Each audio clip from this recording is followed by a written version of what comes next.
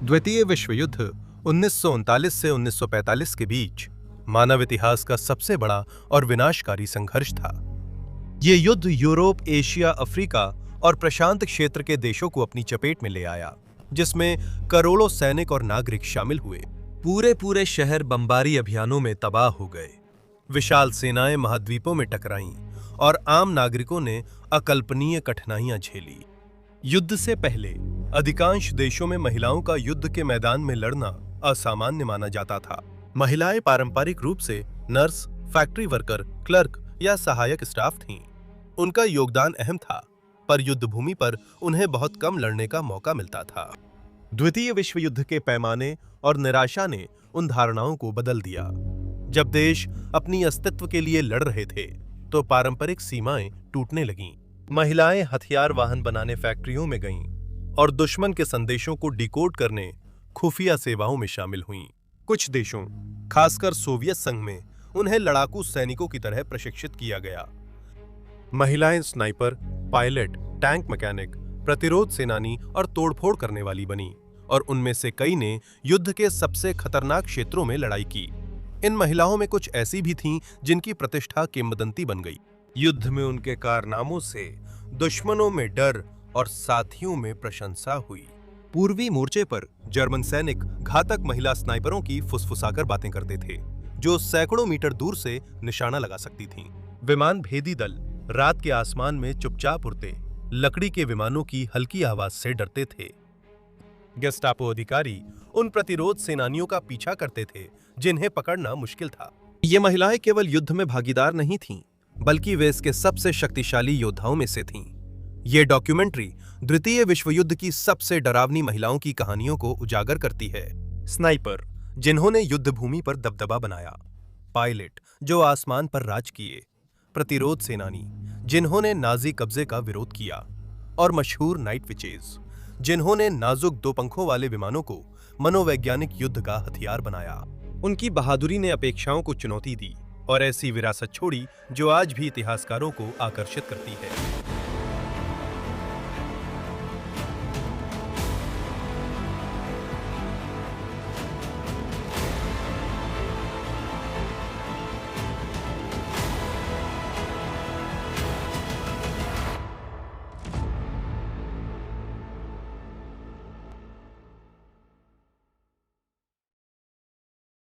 पूर्वी मोर्चा, वह युद्ध जिसमें कोई दया नहीं थी। द्वितीय विश्व युद्ध में इतनी बड़ी संख्या में सबसे खौफनाक मानी जाने वाली महिला योद्धाएं क्यों उभरीं, ये समझने के लिए उस माहौल को जानना जरूरी है जिसमें वे लड़ीं। पूरे युद्ध का सबसे बड़ा और सबसे क्रूर रणक्षेत्र पूर्वी मोर्चा था। जब नाजी जर्मनी ने 22 जून 1941 को सोवियत संघ के खिलाफ ऑपरेशन बारबरोसा शुरू किया, तो उसने सैन्य इतिहास का सबसे बड़ा आक्रमण शुरू किया। 3 मिलियन से अधिक जर्मन सैनिकों ने हजारों टैंकों और विमानों के समर्थन से सोवियत सीमा को एक विशाल अचानक हमले में पार किया। जर्मन सेना तेजी से आगे बढ़ी। आक्रमण के पहले कुछ महीनों के दौरान पूरी सोवियत सेनाएं घेर ली गईं और नष्ट कर दी गईं। लाखों सैनिक मारे गए या बंदी बना लिए गए। मिन्स्क, स्मोलेंस्क और कीव जैसे शहर जर्मन कब्जे में चले गए। सोवियत संघ के लिए ये आक्रमण अस्तित्व की लड़ाई बन गया था। जर्मन नेतृत्व ने इस अभियान को पारंपरिक युद्ध नहीं माना। नाजी विचारधारा ने सोवियत जनता को हीन माना और जर्मन बसावट के लिए बड़े क्षेत्रों पर कब्जे की योजना बनाई। नागरिकों को सामूहिक हत्याओं, जबरन श्रम और भुखमरी का शिकार बनाया गया। सोवियत संघ ने आक्रमण का विरोध करने के लिए पूरी आबादी को लामबंद किया। कारखानों को तोड़कर हजारों किलोमीटर पूर्व की ओर यूराल पर्वतों के पार ले जाया गया। नागरिकों ने प्रमुख शहरों के चारों ओर रक्षात्मक किलेबंदी बनाने में मदद की। लाखों लोगों ने लाल सेना में शामिल होने के लिए स्वेच्छा से आगे बढ़कर नाम लिखा। इस लामबंदी में महिलाएं भी एक महत्वपूर्ण हिस्सा थीं।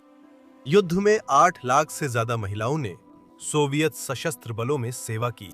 कई महिलाएं चिकित्सा कर्मचारी, संचार विशेषज्ञ या मैकेनिक के रूप में काम करती थीं, लेकिन हजारों ने सीधे युद्ध भूमिकाओं में भी सेवा दी।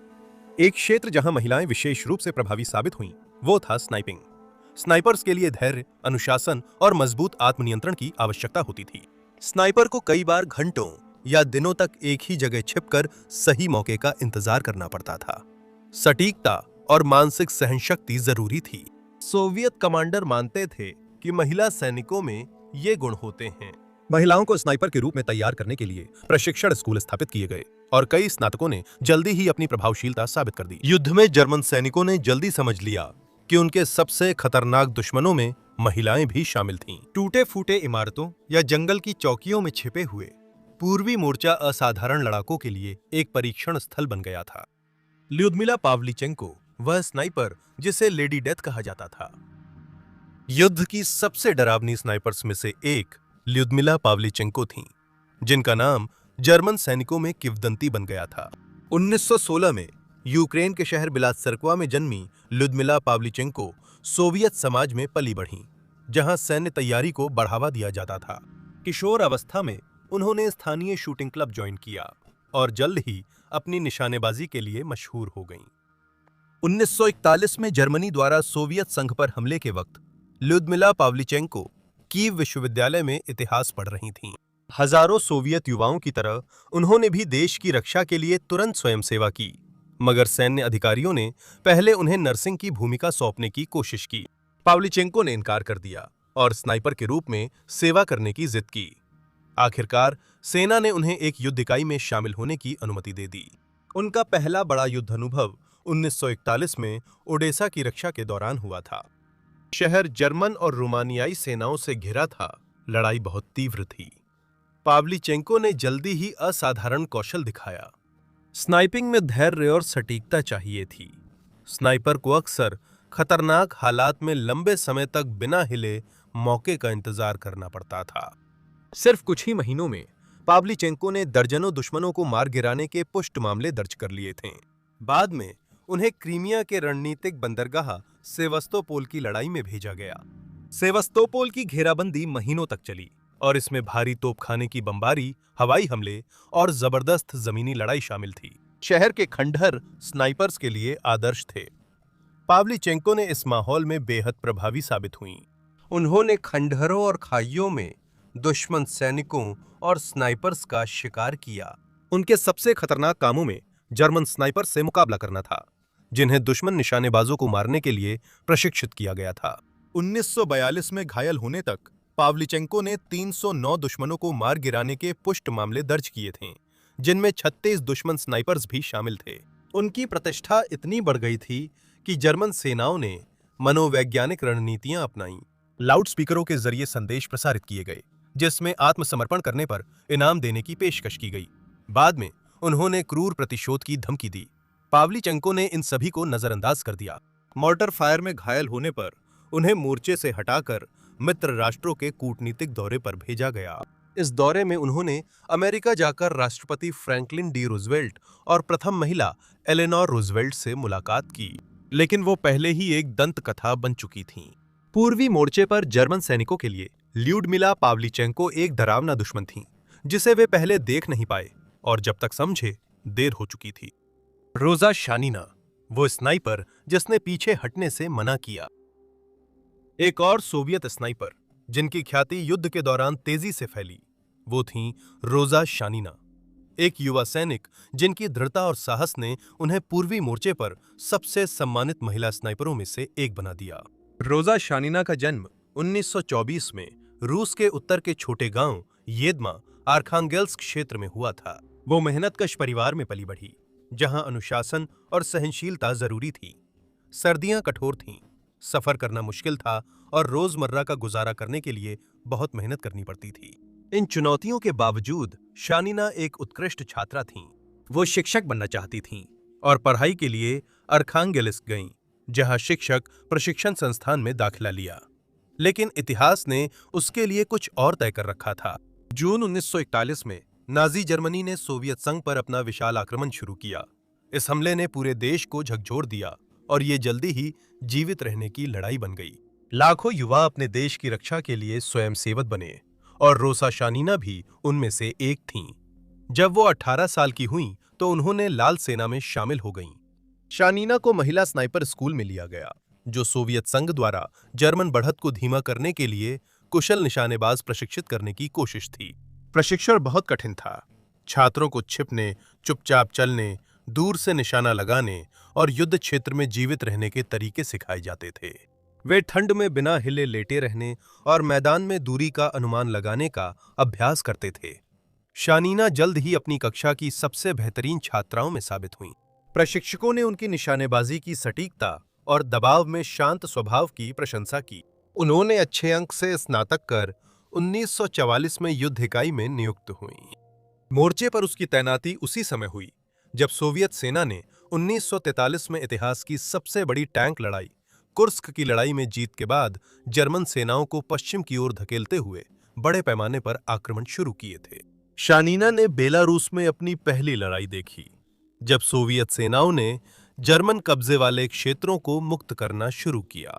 लगभग तुरंत ही उन्होंने खुद को एक प्रभावी स्नाइपर के रूप में साबित कर दिया। उनकी खासियत थी लगातार 2 सटीक गोलियां चलाना, यानी अलग अलग लक्ष्यों पर तेजी से 2 सटीक गोलियां चलाना। इस तकनीक ने उन्हें दुश्मन के कई सैनिकों को प्रतिक्रिया देने से पहले ही मार गिराने में सक्षम बनाया। उनका मार गिराए गए दुश्मनों की संख्या तेजी से बढ़ने लगा। उनकी सफलता की खबरें यूनिट से सोवियत सैन्य अखबारों तक पहुंच गईं। पत्रकारों ने उस युवा स्नाइपर के बारे में लिखना शुरू किया, उन्हें दृढ़ संकल्प और देशभक्ति का प्रतीक बताया। शानीना की तस्वीरें सोवियत संघ के अखबारों में छपीं, लेकिन प्रसिद्धि उनके लिए मायने नहीं रखती थी। शानीना उन नियमों से निराश थीं जो कभी-कभी महिला स्नाइपर्स को मोर्चे की सबसे खतरनाक जगहों से दूर रखते थे। उनका मानना था कि उनका कर्तव्य पैदल सेना के साथ लड़ना है, न कि रक्षात्मक मोर्चों के पीछे रहना। उन्होंने बार-बार मोर्चे के करीब काम करने की अनुमति मांगी। अंततः कमांडरों ने उन्हें आक्रामक अभियानों में शामिल होने की अनुमति दी। 1944 के अंत और 1945 की शुरुआत में शानीना ने पूर्वी प्रशिया में सोवियत संघ की बढ़त के दौरान लड़ाई लड़ी, जो यूरोप के अंतिम युद्ध अभियानों में से एक था। लड़ाई तीव्र थी क्योंकि जर्मन सेना ने सोवियत सेना की बर्लिन की ओर बढ़त धीमी करने की कोशिश की। शानीना इस दौरान अग्रिम पंक्ति की स्नाइपर रहीं। उनकी व्यक्तिगत डायरी, जो युद्ध के बाद मिली थी, ने लड़ाई के भावनात्मक प्रभाव को उजागर किया। उन्होंने युद्ध के अराजकता, गांवों के विनाश और दोनों पक्षों के सैनिकों की थकान के बारे में लिखा। फिर भी वो लड़ाई जारी रखने के लिए दृढ़ रहीं। जनवरी 1945 में एक जबरदस्त जर्मन जवाबी हमले के दौरान शानीना ने एक घायल तोपखाना अधिकारी को बचाने की कोशिश की। आ रही गोलाबारी से उन्हें बचाते हुए वो दुश्मन की गोलीबारी का शिकार हो गईं। रोसा शानीना की मृत्यु 28 जनवरी 1945 को मात्र 20 वर्ष की आयु में हो गई थी। उनका जीवन दुखद रूप से छोटा था, लेकिन वे साहस और दृढ़ संकल्प की विरासत छोड़ गए। आज उन्हें द्वितीय विश्व युद्ध की साहसी महिला स्नाइपर्स में गिना जाता है। एक सैनिक जिसने कभी भी खतरे से पीछे हटने से इनकार किया और अंत तक अपने साथियों के साथ लड़ने की जिद की। लीडिया लिटवियाक, स्टालिनग्राद की सफेद लिली। जहां स्नाइपर्स जमीन पर छिपी हुई जगहों से युद्ध क्षेत्र पर हावी थे, वहीं महिलाओं का एक समूह पूर्वी मोर्चे के आसमान में अग्रिम पंक्तियों के ऊपर लड़ रहा था। उनमें से सबसे उल्लेखनीय लीडिया लिटवियाक थीं, जो एक सोवियत फाइटर पायलट थीं और इतिहास की कुछ महिला फाइटर एस में से एक बनी। लीडिया लिटवियाक का जन्म 1921 में मॉस्को में हुआ था। बचपन से ही उन्हें विमानन का बहुत शौक था। 1930 के दशक में सोवियत संघ ने विमानन को तकनीकी प्रगति का प्रतीक बताकर देश भर में युवा पायलटों के लिए फ्लाइंग क्लब खोले। लिटविया किशोरावस्था में इनमें से एक क्लब में शामिल हुईं और उनकी प्रतिभा जल्द दिखी। 1941 में जर्मनी द्वारा सोवियत संघ पर हमले तक लिटवियक सैकड़ों उड़ान घंटे का अनुभव और नागरिक उड़ान प्रशिक्षक की भूमिका निभा चुकी थीं। देश की रक्षा के लिए लिटवियाक ने स्वेच्छा से सैन्य सेवा में भर्ती ली। आखिरकार लिटवियाक ने 586वीं लड़ाकू विमानन रेजिमेंट में शामिल हो गईं, जो प्रसिद्ध सोवियत एविएटर मरीना रास्कोवा के नेतृत्व में बनाई गई महिला विमानन इकाइयों में से एक थी। अतिरिक्त युद्ध प्रशिक्षण के बाद लिटवियाक को अग्रिम मोर्चे की फाइटर यूनिट में भेजा गया। उन्होंने याकोवलेव याकवान उड़ाया। ये एक तेज और फुर्तीला सोवियत फाइटर विमान था, डॉग फाइटिंग के लिए बना था। उनका युद्ध करियर स्टालिनग्राद की प्रसिद्ध लड़ाई के दौरान शुरू हुआ। 1942 और 1943 के बीच तबाह हुए शहर के ऊपर का आसमान लगातार हवाई लड़ाइयों से भरा रहता था। जर्मन और सोवियत विमानों ने आसमान पर नियंत्रण के लिए लड़ाई लड़ी, जबकि जमीनी सेनाएं सड़कों पर भिड़ी। नए पायलटों के लिए माहौल बहुत खतरनाक था। लिटवियक ने जल्दी ही साबित किया कि वह सर्वश्रेष्ठों में हैं। शुरुआती मिशनों में ही उन्होंने जर्मन बमवर्षकों के समूह पर हमला किया, जिन्हें लड़ाकू विमान संरक्षित कर रहे थे। इसके बाद हुई हवाई मुठभेड़ में लिटवियाक ने एक जर्मन बमवर्षक को मार गिराया और फिर उसके साथ चल रहे एक लड़ाकू विमान का पीछा कर उसे भी नष्ट कर दिया। उनकी सफलता ने अन्य सोवियत पायलटों से तुरंत सम्मान दिलाया। उनके विमान पर सफेद लिली का चित्र था, जिससे साथी पायलटों ने उन्हें स्टालिनग्राद की सफेद लिली कहा। जर्मन पायलट जल्द ही इस निशान को पहचानने लगे। लिटवियक अपनी आक्रामक उड़ान शैली के लिए मशहूर थीं। वो दुश्मन के विमानों से नजदीक भिड़ती थीं और अपनी फुर्ती से विरोधियों को पछाड़ देती थीं। अपनी कौशल के बावजूद युद्धक उड़ान बेहद खतरनाक थी। कई बार उनकी विमान हवाई मुठभेड़ों में क्षतिग्रस्त हुई। एक बार दुश्मन की गोली लगने पर उन्होंने सोवियत मोर्चे के पीछे आपात लैंडिंग की। इन अनुभवों के बाद भी वो लगातार युद्ध मिशनों पर लौटती रहीं। समय के साथ लिटवियाक ने कई हवाई जीतें हासिल कीं और द्वितीय विश्व युद्ध की सबसे सफल महिला फाइटर पायलटों में शुमार हुईं। उन्होंने पूर्वी मोर्चे पर दर्जनों मिशन उड़ाए और सोवियत विमान चालकों में सम्मानित रहीं। लेकिन हवाई युद्ध की लगातार तेज रफ्तार का मतलब था कि सबसे अच्छे पायलटों को भी भारी जोखिमों का सामना करना पड़ता था।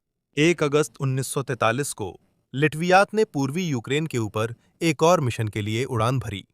उनका विमान दशकों तक वापस नहीं लौटा। उनकी अंतिम लड़ाई के विवरण स्पष्ट नहीं हैं, लेकिन बाद की जांचों से संकेत मिला कि वह जर्मन लड़ाकू विमानों के साथ हवाई मुठभेड़ में मारी गईं। लीडिया लिटवियाक सिर्फ 21 साल की थीं और अपने छोटे करियर में ही द्वितीय विश्व युद्ध की मशहूर महिला फाइटर पायलटों में शामिल हो गईं। उनकी कहानी ने साबित किया कि महिलाएं दुनिया के टॉप फाइटर पायलटों को टक्कर दे सकती हैं और हरा भी सकती हैं। उनकी विरासत हवाई युद्ध में साहस और कौशल का अद्भुत उदाहरण है। रात की चुड़ैलें, अंधेरे से आई दहशत। द्वितीय विश्व युद्ध में सोवियत 588वीं रात्रि बमवर्षक रेजिमेंट ने सबसे रहस्यमयी और डरावनी प्रतिष्ठा पाई। जर्मन सैनिकों के लिए ये पायलट सिर्फ दुश्मन नहीं, बल्कि उससे कहीं ज्यादा भयावह थे। उन्होंने इन्हें रात की चुड़ैलें कहा। यह रेजिमेंट 1942 में बनाई गई थी, जब सोवियत संघ के लिए युद्ध के सबसे निराशाजनक क्षणों में से एक था। जर्मन सेनाएं सोवियत क्षेत्र में गहरे तक घुस गई थीं और स्टालिनग्राद व काकेशस के तेल क्षेत्रों को खतरे में डाल रही थीं। सोवियत नेताओं को जर्मन बढ़त को धीमा करने के लिए सभी पायलट और विमान चाहिए थे।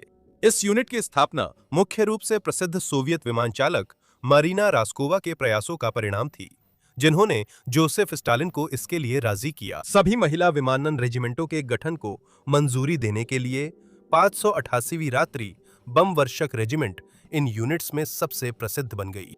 रेजिमेंट में भर्ती ज्यादातर महिलाएं बहुत युवा थीं। युद्ध से पहले कई महिलाएं छात्रा, शिक्षिका या विमानन शौकीन थीं। कुछ महिलाएं 17-18 साल की उम्र में ही प्रशिक्षण शुरू करती थीं। युद्ध की तात्कालिकता के कारण प्रशिक्षण बहुत कठोर था और अक्सर जल्दबाजी में कराया जाता था। पायलटों को युद्ध में नेविगेशन, बमबारी, विमान मरम्मत और रात में उड़ान सीखनी होती थी। उन्हें कठिन हालातों का सामना करना पड़ा। वे मोर्चे के पास साधारण हवाई ठिकानों पर सोते थे। उन्हें पोलीकार्पोव PO-2 2 सीटों वाला बाइप्लेन सौंपा गया, जो मुख्यतः लकड़ी और कैनवस से बना था। 1920 के दशक में प्रशिक्षण विमान के रूप में डिजाइन किया गया PO-2 द्वितीय विश्व युद्ध तक पुराना माना जाता था। इसमें न बख्तरबंद प्लेटिंग थी, न ही पर्याप्त रक्षात्मक हथियार, और यह कम बम ले जा सकता था। फिर भी यह नाजुक विमान नाइट विचेस के लिए आदर्श साधन बना। PO-2 बहुत धीमी गति और कम ऊंचाई पर आसानी से उड़ सकता था, जिससे पायलट अंधेरे में दुश्मन के पास बिना पकड़े पहुंच सकते थे। नाइट विच मिशन आमतौर पर सूर्यास्त के बाद शुरू होते थे। ग्राउंड क्रू पंखों के नीचे बम लोड करते थे। पायलट नक्शा देखकर जर्मन पोजीशन तक जाने का रास्ता साधारण उपकरण, कंपस और चांदनी में दिखने वाले स्थलों से तय करते थे। पायलट अक्सर छोटे समूहों में उड़ते थे। एक विमान जानबूझकर जर्मन सर्च लाइट्स और विमान भेदी गोलाबारी को आकर्षित कर सकता था। जब दुश्मन के गनर एक विमान पर ध्यान देते, दूसरा विमान चुपचाप दूसरी दिशा से आ जाता था, लक्ष्य तक पहुंचने से पहले। पायलट इंजन बंद करता, फिर विमान चुपचाप अंधेरे में फिसलता था। उस पल जर्मन सैनिकों को सिर्फ पंखों से गुजरती हवा की हल्की साएं साएं सुनाई देती थी, जो नीचे तैनात सैनिकों को हवा में झाड़ू के गुजरने जैसी लगती थी। इसी आवाज के कारण उन्हें नाइट विचेस या जर्मन में नाख्टहेक्सेन कहा गया। पायलट लक्ष्य क्षेत्र से बाहर निकलने के बाद ही इंजन दोबारा चालू करते थे और फिर अंधेरे में गायब हो जाते थे। ये मिशन बेहद खतरनाक थे। धीमे PO-2 विमान भेदी तोपों का आसान निशाना थे, और अगर वे जर्मन रात्रि लड़ाकू विमानों की पकड़ में आ जाते तो उनके बचने की संभावना बहुत कम थी। इन खतरों के बावजूद नाइट विचेस लगातार उड़ान भरती रहीं। जब ऑपरेशन बहुत तेज होते थे तो क्रू एक ही रात में कभी-कभी 8 से 15 मिशन पूरे कर लेते थे। थकावट बहुत ज्यादा होती थी। लैंडिंग के बाद ग्राउंड क्रू जल्दी बम लोड कर और ईंधन भरकर विमान को फिर उड़ान के लिए तैयार करते थे। कई पायलट अपने मिशनों की संख्या के लिए प्रसिद्ध हुईं। इनमें नादेज्दा पोपोवा ने युद्ध में 850 से अधिक कॉम्बैट मिशन पूरे किए। एक बार मिशन से लौटते समय उन्हें पता चला कि उनके विमान को जर्मन विमान भेदी गोलाबारी से दर्जनों गोलियां लगी थीं। फिर भी वो बचीं और अगली रात फिर से उड़ान भरी। इस रेजिमेंट ने कई बड़े अभियानों में भूमिका निभाई, जिनमें काकेशस, यूक्रेन, पोलैंड में ऑपरेशंस और अंततः जर्मनी में सोवियत सेना की बढ़त शामिल थी। युद्ध के अंत तक नाइट विचेस ने 23,000 से अधिक युद्धक उड़ानें भरी थीं और जर्मन ठिकानों पर हजारों टन बम गिराए थे। रेजिमेंट के 23 सदस्यों को सोवियत संघ के हीरो की उपाधि, जो देश के सर्वोच्च सैन्य सम्मानों में से एक थी, से सम्मानित किया गया। उनकी रणनीति बम या उन्नत विमानों पर नहीं, बल्कि निरंतर प्रयासों पर निर्भर थी। रात दर रात वे जर्मन सैनिकों के पास लौटती रहीं, जो मोर्चे के पास सोने की कोशिश कर रहे थे। अंधेरे में पंखों की फुसफुसाहट ऐसी आवाज बन गई थी जिससे वे खौफ खाते थे। इसका मतलब था नाइट विचेस वापस आ रही थीं। मरीना रास्कोवा, वो महिला जिसने नाइट विचेस को बनाया था। दिग्गज नाइट विचेस के पीछे एक असाधारण महिला खड़ी थीं, जिनके दृढ़ संकल्प से पूरी यूनिट अस्तित्व में आ सकी। उनका नाम मरीना रास्कोवा था। 1912 में मॉस्को में जन्मी मरीना रास्कोवा ने पहले संगीत सीखा और ओपेरा गायिका बनना चाहा, लेकिन बाद में वे विमानन से आकर्षित हो गईं। 1930 के दशक में सोवियत उड़ान विकास के शुरुआती वर्षों के दौरान विमानन ने सोवियत जनता की कल्पना को पूरी तरह से आकर्षित कर लिया था। पायलटों को राष्ट्रीय नायक माना जाता था और रिकॉर्ड तोड़ उड़ानों को तकनीकी प्रगति का प्रतीक समझा जाता था। रास्कोवा जल्दी ही देश की सबसे कुशल महिला विमान चालकों में से एक बन गईं। उन्होंने एक नेविगेटर के रूप में काम किया, जिसकी जिम्मेदारी उड़ान मार्ग तय करना और विमानों को लंबी दूरियों तक दिशा देना था। उनकी प्रतिभा और दृढ़ता से उन्हें राष्ट्रीय पहचान मिली। 1938 में रास्कोवा ने सोवियत विमानन इतिहास की सबसे प्रसिद्ध उड़ानों में से एक में भाग लिया। 2 अन्य महिला पायलटों के साथ उन्होंने रोदिना नामक विमान को मास्को से सोवियत सुदूर पूर्व की ओर रिकॉर्ड तोड़ बिना रुके उड़ान में उड़ाने में मदद की। इस यात्रा में 5,900 किलोमीटर से ज्यादा दूरी तय की गई। उड़ान के दौरान चालक दल रास्ता भटक गया और उनका ईंधन खतरनाक रूप से कम हो गया। विमान का वजन कम करने और उसे सुरक्षित उतारने के लिए रास्कोवा विमान से पैराशूट के जरिए नीचे जंगल में कूद गईं। वो जंगल में अकेले 10 दिन तक सीमित सामान के सहारे जीवित रहीं, जब तक कि बचाव दल ने आखिरकार उन्हें ढूंढ नहीं लिया। इस कारनामे ने उन्हें राष्ट्रीय नायक बना दिया। जब 1941 में जर्मनी ने सोवियत संघ पर हमला किया तो हजारों महिलाओं ने युद्धक भूमिकाओं में सेवा करने के लिए पत्र लिखे। अधिकांश अनुरोध नजरअंदाज हुए, लेकिन रास्कोवा ने अपनी प्रतिष्ठा और संबंधों का इस्तेमाल किया। उन्होंने सीधे जोसेफ स्टालिन से अपील की, यह तर्क देते हुए कि महिलाओं को युद्धक पायलट के रूप में सेवा करने की अनुमति दी जानी चाहिए। स्टालिन ने सहमति जताई। इसके परिणाम स्वरूप 3 पूरी तरह महिला विमानन रेजिमेंट बनाई गईं। 586वीं लड़ाकू विमानन रेजिमेंट, 587वीं गोता बमवर्षक रेजिमेंट और 588वीं रात्रि बमवर्षक रेजिमेंट। ये यूनिटें प्रसिद्ध महिला युद्धक टुकड़ियों में शामिल हुईं। रास्कोवा ने पूरे सोवियत संघ से सैकड़ों युवतियों की भर्ती की। कई छात्राएं या विमानन की शौकीन थीं, जो युद्ध से पहले उड़ने का सपना देखती थीं। उन्होंने उनके प्रशिक्षण की देखरेख की और रेजिमेंटों को संगठित करने में मदद की। उन्होंने 587वीं गोता बम वर्षक रेजिमेंट की कमान संभाली, लेकिन वे उन यूनिटों से भी जुड़ी रहीं जिन्हें बनाने में मदद की थी। जनवरी 1943 में जब रास्कोवा स्टालिनग्राद के पास के मोर्चे पर जा रही थीं, खराब मौसम में उनका विमान दुर्घटनाग्रस्त हो गया और उनकी मृत्यु ने पूरे सोवियत संघ को झकझोर दिया। उन्हें राजकीय अंतिम संस्कार दिया गया और उनकी रात को मॉस्को की क्रेमलिन दीवार में दफनाया गया, जो देश द्वारा दी जाने वाली सबसे बड़ी सम्मानों में से एक था। हालांकि वह युद्ध के अंत तक नहीं रहीं, उनकी विरासत जारी रही। नाइट विचेज और अन्य महिला विमानन इकाइयां जिन्हें उन्होंने बनाने में मदद की थी, संघर्ष के अंतिम महीनों तक लड़ीं। अगर मरीना रास्कोवा दृढ़ न होतीं, तो सोवियत संघ शायद अपने प्रसिद्ध महिला विमानन रेजिमेंट्स नहीं बना पाता और नाइट विचेज द्वितीय विश्व युद्ध की सबसे डरावनी इकाइयों में शायद कभी उड़ान नहीं भर पाती। नैन्सी वेक, गेस्टापो की सफेद चूहिया। पूर्वी मोर्चे पर स्नाइपर और पायलट बने, जबकि पश्चिमी यूरोप में नाजी जर्मनी के खिलाफ दुश्मन की पंक्तियों के पीछे काम करने वाले प्रतिरोध सेनानी पैदा हुए। इनमें सबसे खतरनाक लोगों में से एक थीं नैन्सी वेक, जिनके साहसी अभियानों और गिरफ्तारी से बचने की क्षमता ने उन्हें गेस्टापो की सबसे वांछित दुश्मनों में से एक बना दिया था। नैन्सी ग्रेस ऑगस्टा वेक का जन्म 1912 में वेलिंगटन, न्यूजीलैंड में हुआ, लेकिन उन्होंने बचपन ऑस्ट्रेलिया में बिताया। एक युवा महिला के रूप में उन्होंने खूब यात्रा की और अंततः यूरोप चली गईं, जहां उन्होंने पत्रकार के रूप में काम किया। यूरोप में काम करते हुए 1930 के दशक के दौरान वेक ने नाजी जर्मनी के उदय और यहूदी नागरिकों पर हो रहे अत्याचारों को देखा।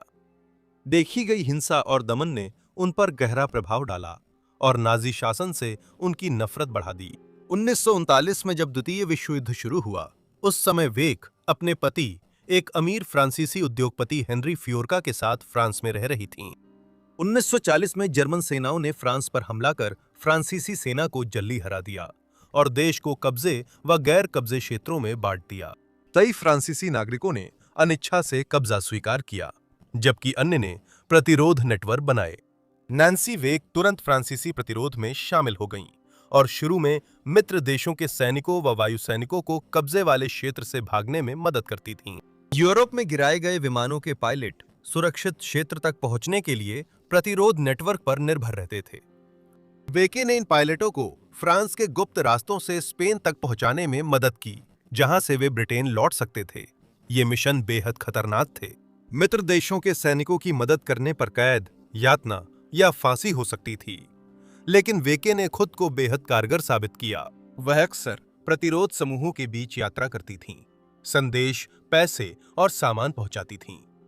उनकी निडरता और कब्जे वाले इलाके में तेजी से आवाजाही करने की क्षमता ने उन्हें भूमिगत नेटवर्क के लिए अमूल्य बनाया। गेस्टापो, नाजी गुप्त पुलिस, जल्द ही उनकी गतिविधियों से अवगत हो गई और कई बार उन्हें पकड़ने की कोशिश की गई, लेकिन वेक गिरफ्तारी से बचती रहीं। उन्होंने अधिकारियों से आगे रहने के लिए भेष बदलना, झूठी पहचान और गुप्त रास्तों का उपयोग किया। उनकी गायब होने की क्षमता के कारण उन्हें द व्हाइट माउस कहा गया। गेस्टापो ने उनके सिर पर 5 मिलियन फ्रैंक का इनाम रखा, जिससे वे फ्रांस की सबसे वांछित प्रतिरोध सेनानियों में से एक बनी। 1943 में उनके लिए फ्रांस में रहना बहुत खतरनाक हो गया था। गेस्टापो के करीब आने पर वे पायरेनीज पहाड़ों को पार करके स्पेन भाग गईं और अंततः ब्रिटेन पहुंचीं। वहां उन्होंने स्पेशल ऑपरेशंस एग्जीक्यूटिव नामक ब्रिटिश संगठन में शामिल हुईं, जो नाजी कब्जे वाले यूरोप में प्रतिरोध आंदोलनों का समन्वय करता था। वेक ने कड़ी ट्रेनिंग ली, जिसमें हथियार चलाना, तोड़फोड़ की तकनीकें, रेडियो संचार, पैराशूट से कूदना और गुरिल्ला युद्ध की रणनीतियां शामिल थीं। 1944 तक वो लड़ाई में वापस लौटने के लिए तैयार थीं। अप्रैल में नैन्सी वेक पैराशूट से मध्य फ्रांस लौटीं, ताकि नॉर्मंडी पर मित्र राष्ट्रों के आक्रमण से पहले प्रतिरोध समूहों को संगठित कर सकें। हजारों माकी प्रतिरोध सेनानियों के साथ वेक ने जर्मन आपूर्ति लाइनों, पुलों और संचार नेटवर्क पर हमलों का समन्वय किया। इन अभियानों ने जर्मन सैनिकों की आवाजाही बाधित कर दी और जून 1944 में मित्र देशों की लैंडिंग पर उनके लिए तुरंत जवाब देना मुश्किल कर दिया। वेक अक्सर सीधे युद्ध अभियानों में शामिल होती थीं। गेस्टापो मुख्यालय पर छापे में वेक ने कथित तौर पर एक जर्मन गार्ड को बिना आवाज वाली हाथापाई की तकनीक से मार डाला, ताकि अलार्म न बजे। युद्ध के अंत में नैन्सी वेक द्वितीय विश्व युद्ध की शीर्ष सम्मानित प्रतिरोध सेनानी थीं। उन्हें कई सम्मान मिले, जिनमें ब्रिटेन से जॉर्ज मेडल, संयुक्त राज्य अमेरिका से मेडल ऑफ फ्रीडम और फ्रांस से लीजन ऑफ ऑनर शामिल हैं। नाजी जिनका पीछा कर रहे थे, नैन्सी वेक उनके लिए एक दुस्वप्न थीं। एक ऐसी प्रतिरोध सेनानी जिन्हें पकड़ना नामुमकिन था और जिन्होंने कभी हार नहीं मानी। ज़ोया कोस्मोडेमियांस्काया, सोवियत प्रतिरोध की शहीद। द्वितीय विश्व युद्ध के दौरान प्रतिरोध का एक और शक्तिशाली प्रतीक बनी ज़ोया कोस्मोडेमियांस्काया, युवा सोवियत पार्टीजन। ज़ोया अपनी बहादुरी से युद्ध की प्रसिद्ध नायिकाओं में शामिल हुईं। उनका जन्म 1923 में रूस के तांबोव क्षेत्र में हुआ था। वो ऐसे परिवार में पली बढ़ी जहां शिक्षा व देशभक्ति महत्वपूर्ण थी और सहपाठियों में गंभीर व दृढ़ छात्रा मानी जाती थीं। जब नाजी जर्मनी ने 1941 में सोवियत संघ पर हमला किया, तब ज़ोया केवल 18 साल की थीं।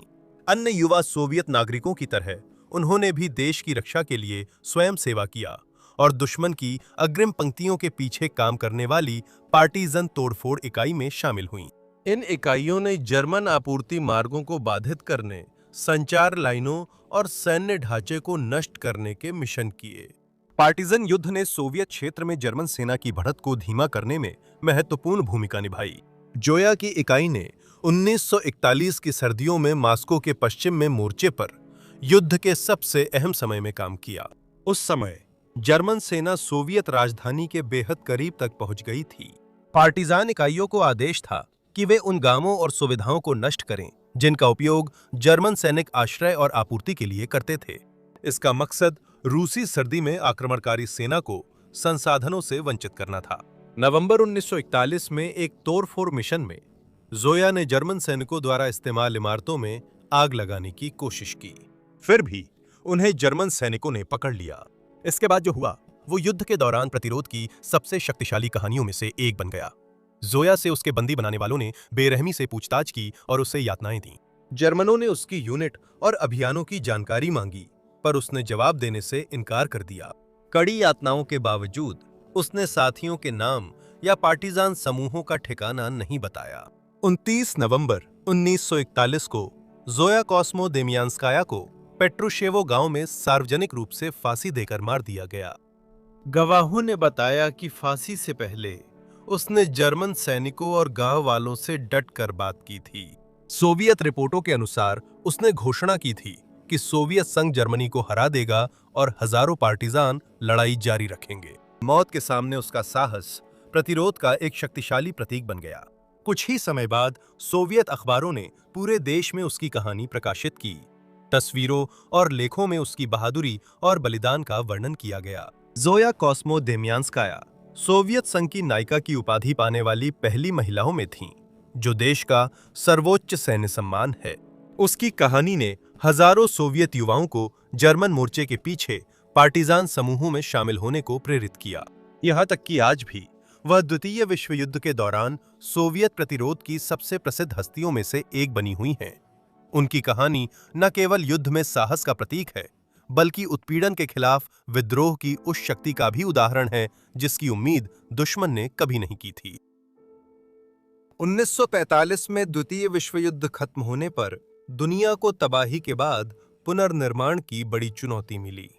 कई शहर खंडहर हो गए थे। यूरोप और एशिया में लाखों परिवार अपने खोए प्रियजनों का शोक मना रहे थे और देश आर्थिक व भावनात्मक चोटों से उबरने की कोशिश कर रहे थे।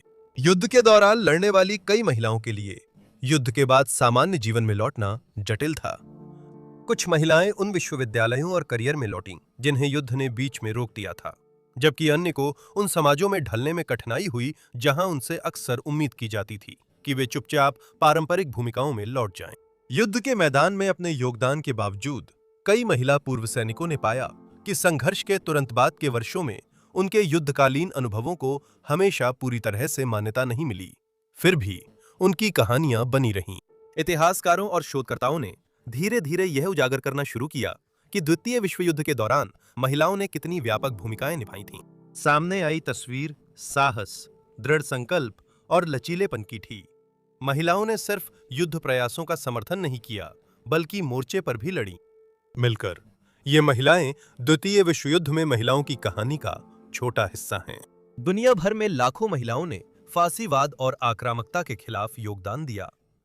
उन्होंने टैंक, विमान, हथियार फैक्ट्रियों में काम किया और नर्स व चिकित्सा कर्मी रहीं। युद्ध में उन्होंने दुश्मन की संचार प्रणाली डिकोड की, सामान पहुंचाया और प्रतिरोध आंदोलन आयोजित किए। कुछ ने विमान उड़ाए, कुछ ने बंदूक चलाई, कुछ ने सामने सैनिकों के लिए जान कुर्बान कर दी। युद्ध में ये महिलाएं खंडहर शहरों में छिपी स्नाइपर, रात में प्रकट होने वाली पायलट या छाया से हमला करने वाली प्रतिरोध सेनानी थीं। लेकिन इतिहास के लिए वे कुछ और बन गईं। वे साहस की प्रतीक बन गईं। उनकी कहानियां दिखाती हैं कि युद्ध में बहादुरी लिंग, राष्ट्रीयता या पृष्ठभूमि पर निर्भर नहीं करती। ये उस इच्छा से परिभाषित होती है कि कोई खतरे के सामने खड़ा हो और जो सही मानता है उसकी रक्षा करे। द्वितीय विश्व युद्ध में लड़ने वाली महिलाओं ने इतिहास में भाग ही नहीं लिया, उसे आकार भी दिया। उनकी विरासत आज भी नई पीढ़ियों को उन लोगों के बलिदान और साहस की याद दिलाती है जिन्होंने मानवता के सबसे अंधेरे दौर को जिया था।